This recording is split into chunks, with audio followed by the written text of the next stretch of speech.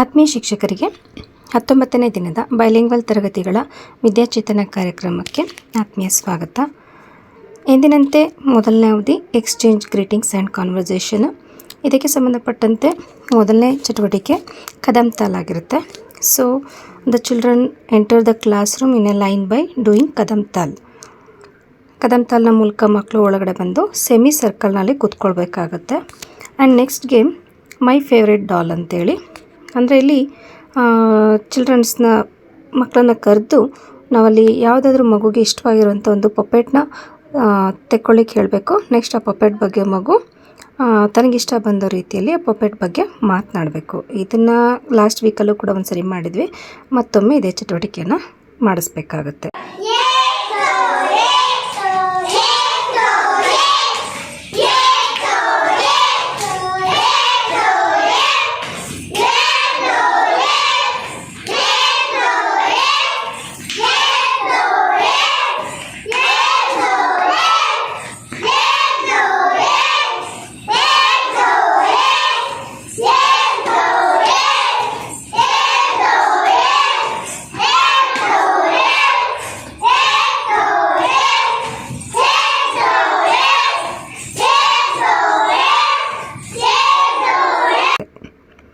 ಇದಾದ ನಂತರ ಎರಡನೇ ಅವಧಿಯಲ್ಲಿ ಈಗಾಗಲೇ ಶುಕ್ರವಾರ ದಿನ ಫ್ರೈಡೇ ನಾವು ಹೊಸ ಚಟುವಟಿಕೆಗಳನ್ನು ಮಕ್ಕಳಿಗೆ ಹೇಳಿಸ್ಕೊಟ್ಟಿದ್ದೀವಿ.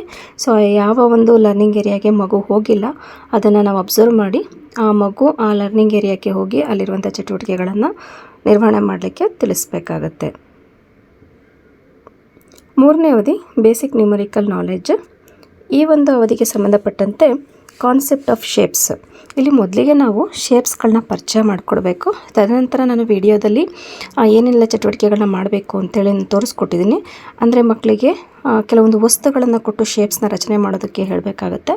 ನೆಕ್ಸ್ಟ್ ಅದಕ್ಕೆ ಕಲರ್ ಮಾಡಲಿಕ್ಕೆ ತಿಳಿಸ್ಬೇಕಾಗತ್ತೆ. ಇದಕ್ಕೆ ಪೂರಕ ವಿಡಿಯೋ ಇದೆ, ನೀವು ಅದೇ ರೀತಿಯಲ್ಲಿ ನಿರ್ವಹಣೆ ಮಾಡಬಹುದು. ಮಕ್ಕಳೇ, ನಾನು ನಿಮ್ಗೆ ಆಕೃತಿಗಳ ಪರಿಚಯ ಮಾಡ್ಕೊಟ್ಟಿದ್ದೀನಲ್ವಾ? ಈಗ ಇಲ್ಲಿ ನೀವು ನೋಡ್ತಿದ್ರ ತುಂಬಾ ಆಕೃತಿಗಳನ್ನ ನಾನು ಇಟ್ಟಿದ್ದೀನಿ, ಆಯ್ತಾ? ತ್ರಿಭುಜಗಳಿದೆ, ವೃತ್ತಗಳಿದೆ, ಚೌಕಗಳಿದೆ, ಆಯತಗಳಿದೆ ಅಲ್ವಾ?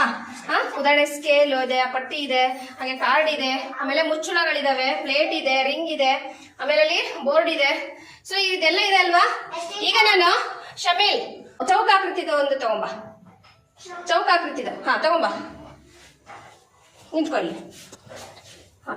ತೋರ್ಸೋರ್ಗೆ ಇದ್ಯಾವ ಆಕೃತಿ? ಇದು ಚೌಕಾಕೃತಿ ಅಲ್ವಾ? ಈ ಆಕೃತಿಗೆ ಸಂಬಂಧಪಟ್ಟಂತೆ ಅಲ್ಲಿ ನಿಮ್ಮ ಮುಂದೆ ಇರುವಂತ ವಸ್ತುಗಳಲ್ಲೂ ಕೂಡ ಚೌಕಾಕೃತಿಗಳಿದೆ. ಅದ್ ಯಾವ್ದ್ಯಾವ್ದು ಅಂತ ಯಶಸ್ವಿನಿ, ಕೃತಿಕಾ ಮತ್ತೆ ಹೇಮಂತ್ ತೆಗೆದು ತೋರಿಸಿ ನನ್ಗೆ. ಚೌಕ ಒಂದು, ಓಕೆ. ಬೇರೆದು ನೀನ್ ಬಿಡು ನಿಂದಾಯ್ತು. ಚೌಕ ತೆಗೆದು ತೋರಿಸ್ಬೇಕು ನನ್ಗೆ. ಹಾಗೆ ಇಟ್ಕೊಳ್ಳಿ. ಇನ್ನೊಂದಿದ್ಯಾ ನೋಡಿ ಚೌಕ? ಇನ್ನೊಂದಿದ್ಯಾ? ಇನ್ನೊಂದಿದೆ. ಯಾರು ತಗೊಳ್ಳಿ? ಹೇಮಂತ್ ತಗೋ. ಚೌಕ ತಗೋ. ಗುಡ್. ತೋರಿಸಿ. ಯಾವ ಆಕೃತಿ ಮಕ್ಕಳ ಇದು? ಚೌಕಾಕೃತಿ ಅಲ್ವಾ? Very good. ಹಿಡಿ ಅದರೊಳಗಡೆ. ನೆಕ್ಸ್ಟ್ ದೀಕ್ಷಾ, ದುರ್ದು ರೆಡಿ. ದೀಕ್ಷಾ ವೃತ್ತಾಕೃತಿದೊಂದು ವಸ್ತುನ ತಗೊಂಬಾ. ಗುಡ್. ಯಾವ ಆಕೃತಿ ಇದು? ಯಾವ ಆಕೃತಿ ಮಕ್ಕಳ? ವೃತ್ತ. ಈಗ ಉಳಿದವರು ಅವಾಗ್ಲೇ ತಗೊಂಡಿದ್ದವ್ರು ಬಿಟ್ಟು ಉಳಿದವರು ಅನುಶ್ರೀ, ಕೃತಿಕಾ, ಆಮೇಲೆ ಆಯುನ್, ಅಲ್ತಮಶ್ ವೃತ್ತಾಕೃತಿದು ಒಂದೊಂದು ವಸ್ತುನ ತೆಗೆದು ಶೋ ಮಾಡಿ ನನಗೆ. Okay, good, very good. ಮುಚ್ಚಳ. ಎಸ್. ಅವೆಲ್ಲ ಯಾವ ಆಕೃತಿಗಳು ತೋರಿಸಿ ನನ್ಗೆ ಹೇಳಿ. ಯಾವ ಆಕೃತಿ ಅದು? ಯಾವ ಆಕೃತಿ ಅದು? Very good. ಇಡಿ. ನೆಕ್ಸ್ಟ್ ಇದೇ ರೀತಿ ಉಳಿದ ಆಕೃತಿಗಳನ್ನು ಪರಿಚಯಿಸುವುದು ಹಾಗೂ ಪ್ರತಿಯೊಂದು ಮಗುವಿಗೂ ಒಂದೊಂದು ಹಾಳೆಯನ್ನು ನೀಡಿ ಆ ಹಾಳೆಯ ಮೇಲೆ ವೃತ್ತ, ಚೌಕ, ತ್ರಿಭುಜ, ಆಯತಗಳನ್ನು ರಚಿಸಲು ತಿಳಿಸುವುದು.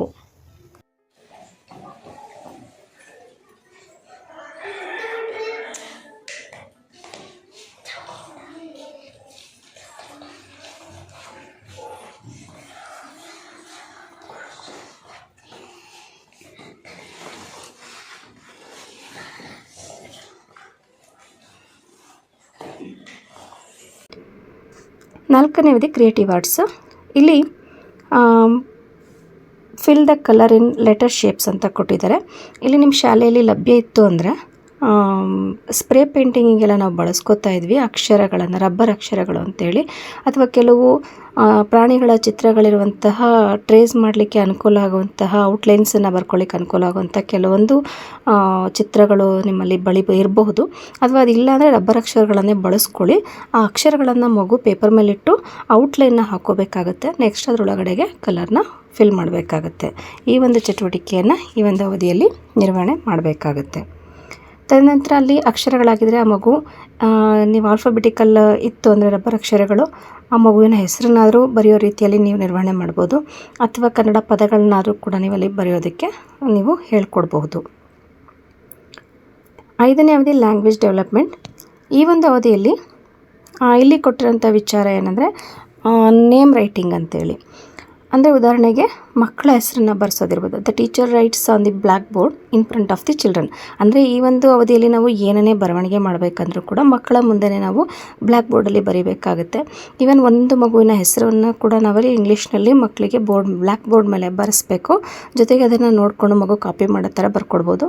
ಅಥವಾ ಪ್ರತಿ ಮಕ್ಕಳಿಗೂ ಕೂಡ ಮಗುವಿನ ಹೆಸರನ್ನು ಬರೆದು ನಾವು ಪೇಪರ್ ಶೀಟನ್ನು ಕೊಟ್ಟು ಅದನ್ನು ನೋಡಿಕೊಂಡು ಅದನ್ನು ಟ್ರೇಸ್ ಮಾಡೋಕ್ಕೆ ಹೇಳ್ಬೋದು. ಅಥವಾ ಅದನ್ನು ನೋಡಿಕೊಂಡು ಆ್ಯಸ್ ಇಟ್ ಈಸ್ ಬರೆಯೋಕ್ಕೆ ಬಂದರೆ ಬರೆಸ್ಬೋದು. ಆದಷ್ಟು ನಾವು 1ನೇ ತರಗತಿ ಮಕ್ಕಳಾಗಿರೋದ್ರೆ ಕೆಲವು ಮಕ್ಕಳಿಗೆ ಬರವಣಿಗೆ ಬರೋದಿಲ್ಲ. ಸೊ ಆದರೂ ಕೂಡ ನಾವೇನು ಮಾಡಬೇಕಾಗುತ್ತೆ, ಕೈ ಇಡಿಸಿ ಬರೆಸುವಂಥದ್ದಾಗಿರ್ಬೋದು, ಇಲ್ಲ ಅದನ್ನು ಟ್ರೇಸ್ ಮಾಡೋ ರೀತಿಯಲ್ಲಿ ದೊಡ್ಡ ದೊಡ್ಡ ಅಕ್ಷರಗಳಲ್ಲಿ ನಾವು ಲೆಟರ್ಸ್ನ ಬರೆದುಕೊಟ್ಟು ಮಗುವಿನ ಹೆಸರನ್ನು ಬರೆಸೋದಕ್ಕೆ ತಯಾರು ಮಾಡಬಹುದು. ಅಕಸ್ಮಾತ್ ಆ ಮಕ್ಕಳಿಗೆ ಬರಲಿಲ್ಲ ಅಂದರೆ ಯಾವುದಾದ್ರು ಶೇಪನ್ನ ಅಥವಾ ಯಾವುದೋ ಒಂದು ಚಿತ್ರವನ್ನು ಬರೀಲಿಕ್ಕೆ ಹಾಕ್ಕೊಟ್ಬಿಟ್ಟು ಅದನ್ನು ಟ್ರೇಸ್ ಮಾಡಲಿಕ್ಕೆ ಹೇಳ್ಬೋದಾಗಿರುತ್ತೆ. ಇನ್ನು 6ನೇ ಅವಧಿ ಔಟ್ಡೋರ್ ಗೇಮ್ಸ್. ಇಲ್ಲಿ organise a race for children ಅಂತ ಕೊಟ್ಟಿದ್ದಾರೆ. ಇಲ್ಲಿ ಯಾವ ರೀತಿ ರೇಸ್ನ ಇಡಬೇಕು ಅಂದರೆ instruct the children to complete the race balancing a book on their head. ಅಂದರೆ ತಲೆ ಮೇಲೆ ಬುಕ್ಕನ್ನು ಇಟ್ಕೊಂಡು ಮಗು ಏನು ಮಾಡಬೇಕು, ಓಡಬೇಕು. ಬಟ್ ಅದನ್ನು ಬೀಳಿಸ್ಬಾರ್ದು. ಯಾರು ಬೀಳಿಸ್ತೇನೆ ಏನು ಗೋಲ್ನ ಮುಟ್ತಾರೋ ಅವರು ವಿನ್ನ ಅಂತೇಳಿ ನಾವೇನು ಮಾಡಬೇಕಾಗತ್ತೆ, ಎಲ್ಲ ಮಕ್ಕಳನ್ನು ಬಳಸ್ಕೊಂಡು ಈ ಒಂದು ರೇಸನ್ನು ಅರೇಂಜ್ ಮಾಡಬೇಕಾಗತ್ತೆ. ನೆಕ್ಸ್ಟ್ 7ನೇ ಅವಧಿ ಸ್ಟೋರಿ ಟೈಮು. ಇಲ್ಲಿ ಕ್ರೋ ಆ್ಯಂಡ್ ಸಿಗ್ನಲ್ ಲೈಟ್ ಅಂತೇಳಿ ಒಂದು ಕತೆ. ಇದಕ್ಕೆ ಪೂರ್ವಕವಾಗಿ ನಾನು ಕನ್ನಡದಲ್ಲಿ ಕಥೆಯನ್ನು ನಾನಲ್ಲಿ ಎಕ್ಸ್ಪ್ಲೇನ್ ಮಾಡಿದ್ದೀನಿ. ನೀವು ಅದನ್ನೇ ಇಂಗ್ಲೀಷ್ಗೆ ಟ್ರಾನ್ಸ್ಲೇಟ್ ಮಾಡಿಕೊಂಡು ಅದೇ ಮಾದರಿಯಲ್ಲಿ ನೀವು ಕಥೆಯನ್ನು ಹೇಳ್ಕೊಡ್ಬಹುದು. ಇದಕ್ಕೆ ಪೂರಕವಾದ ವಿಡಿಯೋ ಇದೆ, ನೀವು ಅದೇ ರೀತಿಯಲ್ಲಿ ಕಥೆಯನ್ನು ಹೇಳ್ಕೊಡಿ. ಬಟ್ ಇಲ್ಲಿ ಇಂಗ್ಲೀಷ್ಗೆ ಟ್ರಾನ್ಸ್ಲೇಟ್ ಮಾಡ್ಕೊಂಡು ಹೇಳ್ಕೊಡ್ಬೇಕು.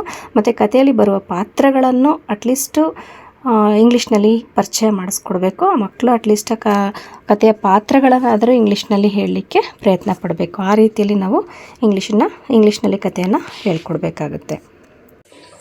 ಕತೆ ಹೆಸರು ಬಂದು ಕಾಗೆ ಮತ್ತು ಸಿಗ್ನಲ್ ದೀಪ. ಇಲ್ಲಿ ನೋಡ್ತಿದ್ರಲ್ಲ, ಇಲ್ಲೇನಿದೆ ಕಾಗೆ, ಇಲ್ಲಿ ಸಿಗ್ನಲ್ ದೀಪಗಳು ಇದೆ. ಇದೆಲ್ಲಿರುತ್ತೆ ಅಂತ ಹೇಳಿದ್ದೆ ಸಿಗ್ನಲ್ ದೀಪಗಳು? ಸರ್ಕಲ್ಗಳಲ್ಲಿ, ಅಂದರೆ 4 ರಸ್ತೆಗಳು ಕೂಡುವ ಜಾಗದಲ್ಲಿ ಸಿಗ್ನಲ್ ದೀಪಗಳನ್ನ ಹಾಕಿರ್ತಾರೆ ದೊಡ್ಡ ದೊಡ್ಡ ನಗರಗಳಲ್ಲಿ. ಆಯ್ತಾ? ಇಲ್ಲಿ ಕತೆನ ಹೇಳ್ತೀನಿ ಕೇಳಿಸ್ಕೊಳ್ಳಿ. ಇಲ್ಲಿ ಸಿಗ್ನಲ್ ದೀಪ ಇರುವಂತಹ ಪಕ್ಕದಲ್ಲಿ ಒಂದು ಮರ ಇತ್ತು.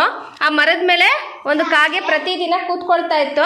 ಪ್ರತಿದಿನ ಕೂತ್ಕೊಂಡಿದ್ದಂಥ ಕಾಗೆಗೆ ಇಲ್ಲಿ ಸಿಗ್ನಲ್ ದೀಪಗಳು ಆನ್ ಆದಂಥ ಸಂದರ್ಭದಲ್ಲಿ ವಾಹನಗಳು ನಿಲ್ತಾ ಇದ್ದಿದ್ದು, ಹೊರಡ್ತಾ ಇದ್ದಿದ್ದು ಮತ್ತೆ ಹೋಗ್ತಾ ಇದ್ದಿದ್ದು ಗೊತ್ತಿತ್ತು. ಅಂದರೆ ಇಲ್ಲಿ ಕೆಂಪು ದೀಪ ಆನ್ ಆದ ತಕ್ಷಣ ಏನಾಗ್ತಾ ಇತ್ತು? ನಿಲ್ತಾ ಇದ್ದು ವಾಹನಗಳು. ಹಳದಿ ದೀಪ ಆನ್ ಆದ ತಕ್ಷಣ ಹೊರಡ್ತಾ ಇದ್ದು, ಸಿದ್ಧರಾಗ್ತಾ ಇದ್ದು. ಹಾಗೆ ಹಸಿರು ದೀಪ ಆನ್ ಆದ ತಕ್ಷಣ ಹೋಗ್ತಾ ಇದ್ದು. ಇದನ್ನ ಪ್ರತಿದಿನ ಅಬ್ಸರ್ವ್ ಮಾಡಿದಂಥ ಕಾಗೆಗೆ ಒಂದು ಉಪಾಯ ಬಂತು. ಅದೇನು ಮಾಡ್ತು ಅಂದರೆ ತನ್ನೆಲ್ಲ ಬಳಗವನ್ನು, ಅಂದರೆ ಬೇರೆ ಕಾಗೆಗಳನ್ನು ಕರೀತು. ಬೇರೆ ಕಾಗೆಗಳನ್ನೆಲ್ಲ ಕರೆದ್ಬಿಟ್ಟು ಅದೇನು ಹೇಳ್ತು ಅಂದರೆ, ನಾನು ನಿಮ್ಮ ರಾಜ ಆಗ್ತೀನಿ ಅಂತ ಹೇಳ್ತು. ಆವಾಗ ಉಳಿದಿರೋಂಥ ಕಾಗೆಗಳು ಏನು ಮಾಡ್ದು ಅಂದರೆ, ನಿನಗೆ ರಾಜನಾಗೋದಕ್ಕೆ ಏನು ಅರ್ಹತೆ ಇದೆ, ಯಾಕೆ ನೀನು ರಾಜನಾಗಿ ಮಾಡಬೇಕು ಅಂತ ಕೇಳಿದು. ಆವಾಗ ಈ ಕಾಗೆ ಹೇಳ್ತು, ನನಗೆ ವಿಶೇಷ ಶಕ್ತಿ ಇದೆ, ಅದಕ್ಕೋಸ್ಕರ ನನ್ನನ್ನೇ ರಾಜನನ್ನಾಗಿ ಮಾಡಬೇಕು. ನಿಮ್ಗೆ ಇವತ್ತು ನಾನು ಆ ವಿಶೇಷ ಶಕ್ತಿ ಏನು ಅಂತ ತೋರಿಸ್ಕೊಡ್ತೀನಿ ನೋಡಿ ಅಂತ ಹೇಳ್ತು. ಸರಿ ಅಂದ್ಬಿಟ್ಟು ಬೇರೆ ಕಾಗೆಗಳು ನೋಡ್ತಾ ಇದ್ದು. ನೋಡೋಂಥ ಸಂದರ್ಭದಲ್ಲಿ ಇದೇನು ಮಾಡ್ತು ಅಂದರೆ, ಕರೆಕ್ಟ್ ಕೆಂಪು ಬಣ್ಣದ ಲೈಟ್ ಆನ್ ಆಗೋ ಟೈಮಲ್ಲಿ ಏನು ಮಾಡ್ತು, ಏನೋ ಒಂದು ಮಂತ್ರವನ್ನು ಜಪಿಸೋ ಥರ ನಾಟಕ ಆಡಿಬಿಟ್ಟು ಹೇಳ್ತು, ಈಗ ವಾಹನಗಳೆಲ್ಲ ನಿಂತ್ಕೊಳ್ಳಿ ಅಂತ ಹೇಳ್ತು. ಕರೆಕ್ಟಾಗಿ ಅದೇ ಟೈಮ್ಗೆ ಏನಾಯಿತು, ಕೆಂಪು ದೀಪ ಆನ್ ಆಯಿತು, ವಾಹನಗಳೆಲ್ಲ ಏನದು ನಿಂತ್ಕೊಂಡು. ಆಮೇಲೆ ಸ್ವಲ್ಪ ಹೊತ್ತು ಬಿಟ್ಟು ಈಗ ಹಳದಿ ದೀಪ ಆನ್ ಆಗೋ ಟೈಮಿಗೆ ಏನು ಮಾಡ್ತು, ಎಲ್ಲ ವಾಹನಗಳು ಹೊರಡೋದಕ್ಕೆ ಸಿದ್ಧರಾಗಲಿ ಅಂತ ಹೇಳ್ತು. ಅವಾಗ ಕರೆಕ್ಟಾಗಿ ಹಳದಿ ದೀಪ ಆನ್ ಆಯಿತು, ಎಲ್ಲ ವಾಹನಗಳು ಏನು ಮಾಡ್ದು ಸ್ಟಾರ್ಟ್ ಮಾಡ್ಕೊಂಡ್ರು ಗಾಡಿ ಹೊರಡೋದಕ್ಕೆ. ಆಮೇಲೆ ಹಸಿರು ದೀಪ ಆನ್ ಆಗೋ ಟೈಮಲ್ಲಿ ಏನು ಮಾಡ್ತೋ, ಈಗ ವಾಹನಗಳೆಲ್ಲ ಹೊರಡ್ಲಿ ಅಂತ ಹೇಳ್ಬಿಟ್ಟು ಕಾಗೆ ಹೇಳ್ತು. ಅವಾಗ ಕರೆಕ್ಟಾಗಿ ಹಸಿರು ದೀಪ ಆನ್ ಆಯ್ತು, ಎಲ್ಲ ವಾಹನಗಳು ಹೊರಟು. ಬಟ್ ಯಾರು ಇದನ್ನೆಲ್ಲ ಮಾಡಿದ್ದು? ಕಾಗೆ ಹೇಳಿದ್ದಕ್ಕೆ ಹೊರಟುವ ಅವೆಲ್ಲ ಇಲ್ಲ. ಅಲ್ಲಿ ಹಸಿರು ದೀಪ ಅಲ್ಲಿ ದೀಪಗಳು, ಸಿಗ್ನಲ್ ದೀಪಗಳು ಆನ್ ಆಗ್ತಾ ಇತ್ತು. ಆದರೆ ಬೇರೆ ಕಾಗೆಗಳಿಗೆ ಇದು ಗೊತ್ತಿತ್ತಾ? ಇಲ್ಲ. ಇದು ತುಂಬ ದಿನದಿಂದ ಅಬ್ಸರ್ವ್ ಮಾಡಿದ್ರಿಂದ ಇದಕ್ಕೆ ಗೊತ್ತಾಯ್ತು. ಅದಕ್ಕೆ ಅದು ನಾಟಕ ಮಾಡಿ ರಾಜ ಆಗೋದಕ್ಕೋಸ್ಕರ ಈ ರೀತಿ ಬೇರೆ ಕಾಗೆಗಳನ್ನೆಲ್ಲ ಏನು ಮಾಡ್ತು, ಮೋಸ ಮಾಡ್ತು. ಸೊ ಈ ವಿಷಯ ಏನಾದ್ರು ಗೊತ್ತಾಯ್ತಾ ಕಾಗೆಗಳಿಗೆ? ಇಲ್ಲ. ಸೊ ಆಗ ಅದು ತೋರಿಸ್ತು, ನೋಡಿ ನಾನು ಹೇಳ್ದಂಗೆ ಎಲ್ಲ ಆಯ್ತು, ಅದಕ್ಕೆ ನನಗೆ ವಿಶೇಷ ಶಕ್ತಿ ಇದೆ, ಅದಕ್ಕೆ ನೀವೇನು ಮಾಡ್ಬೇಕು, ಈಗ ನನ್ನನ್ನು ನಿಮ್ಮ ರಾಜ ಅಂತ ಒಪ್ಕೋಬೇಕು ಅಂತ ಹೇಳ್ತು. ಸೊ ಅವಾಗ ಬೇರೆ ದಾರಿ ಇಲ್ದೇನೆ ಎಲ್ಲ ಕಾಗೆಗಳು ಏನು ಮಾಡ್ದೋ, ಏನಂತ ಒಪ್ಕೊಂಡು, ನೀನೇ ನಮ್ಮ ರಾಜ ಅಂತೇಳಿ ಒಪ್ಕೊಂಡು. ಇನ್ನು ಕೊನೆಯ ಅವಧಿ ಸಿ ಯು ಅಗೇನ್. ಎಂದಿನಂತೆ 7 ಅವಧಿಗಳಲ್ಲಿ ನಿರ್ವಹಣೆ ಮಾಡಿರೋಂಥ ಎಲ್ಲ ಚಟುವಟಿಕೆಗಳನ್ನು ಒಮ್ಮೊಮ್ಮೆ ಇಂಗ್ಲೀಷ್ನಲ್ಲಿ ರೀಕಾಲ್ ಮಾಡಿ ಮತ್ತು ಆ್ಯಕ್ಟಿವಿಟಿಗಳನ್ನು ಇಂಗ್ಲೀಷ್ನಲ್ಲಿ ಹೇಳ್ಕೊಡಿ ಅಂತ ಕೂಡ ನಾನು ಪ್ರತಿ ಸಾರಿನೂ ಹೇಳ್ತಾ ಇದ್ದೀನಿ. ಸೊ ಹಾಗೆ ಏನಾದರೂ ಹೋಮ್ವರ್ಕ್ ಇದ್ದರೆ ಹೇಳ್ಕೊಡ್ಬೇಕಾಗುತ್ತೆ. ನೆಕ್ಸ್ಟ್ ಡೇ ಪ್ಲ್ಯಾನಿಂಗ್ ಇದ್ದರೆ ಈ ಒಂದು ಅವಧಿಯಲ್ಲಿ ನಿರ್ವಹಣೆ ಮಾಡಬೇಕಾಗತ್ತೆ. ಇದಿಷ್ಟು 19ನೇ ದಿನದ ಒಂದು ಚಟುವಟಿಕೆಗಳ ವಿವರ ಆಗಿರುತ್ತೆ. ಧನ್ಯವಾದಗಳು.